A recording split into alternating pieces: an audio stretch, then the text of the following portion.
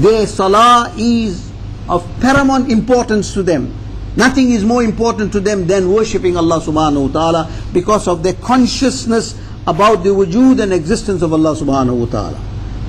The great Mujaddid of Islam, the great Arif, the great Qutub, Ala Hazrat Imam al-Akbar, Imam Ahmad Raza radiyallahu ta'ala an, who states that a Muslim, a human, is either in one of three conditions, either of any four conditions.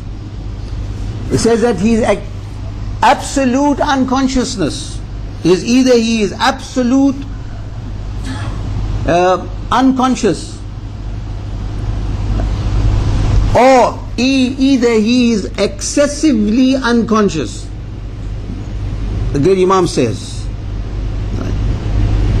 either he is absolutely unconscious,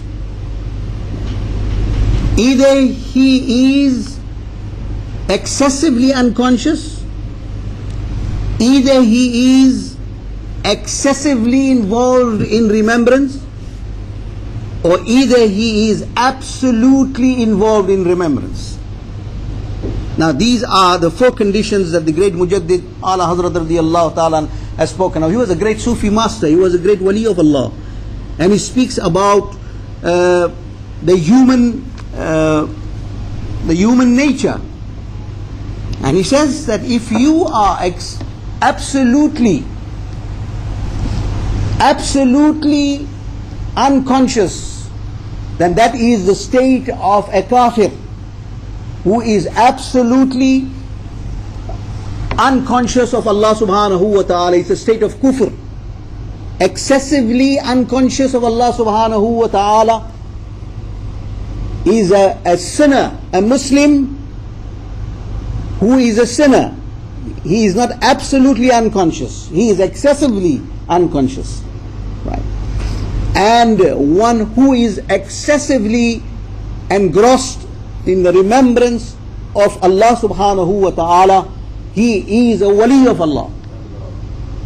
And who is absolutely engrossed in the remembrance of Allah is the state of prophethood, is the state of a Nabi of Allah, that whether he is awake or whether he is asleep, he is in constant contact with Allah subhanahu wa ta'ala. While he is alive, while he is awake, his external consciousness, his eyes, his paws, his hair, his mind, his heart, his soul is engrossed in the zikr of Allah subhanahu wa ta'ala. And when he goes to sleep, though sleep is regarded as half death, the beloved Mustafa sallallahu alayhi wasallam says, "Tanamu aini wa la yanamu qalbi." My eyes do sleep, but my heart never sleeps. That means that he is in constant connection and contact with his creator, Allah subhanahu wa ta'ala. So that is a very superior state of consciousness, and that is only limited to those whom Allah subhanahu wa ta'ala has chosen as his prophet.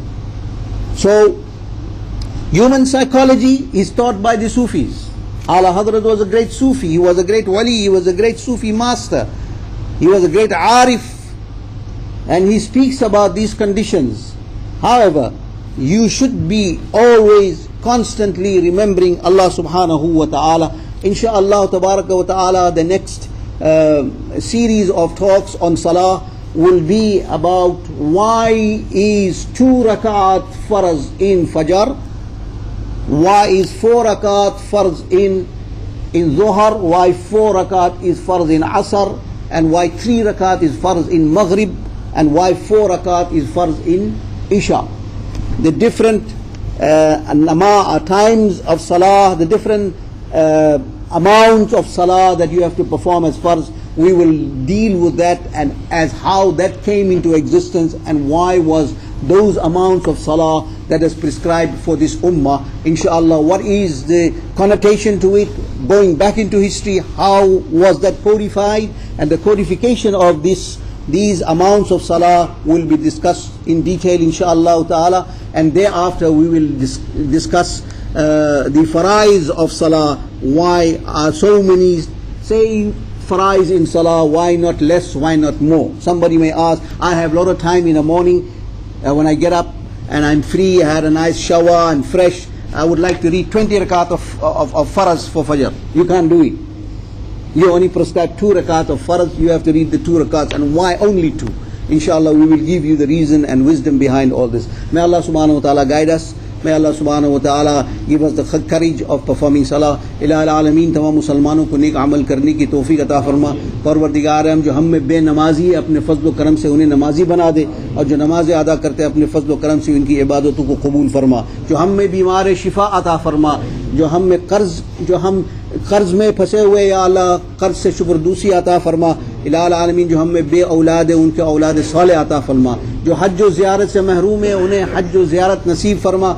इलाही आलमीन, जो बेरोज़गार है अपने फज़ल से उन्हें रोज़ी से लगा दे, और मुसलमान के रोज़ी में, इल्म में, अमल में बरकत अता फरमा।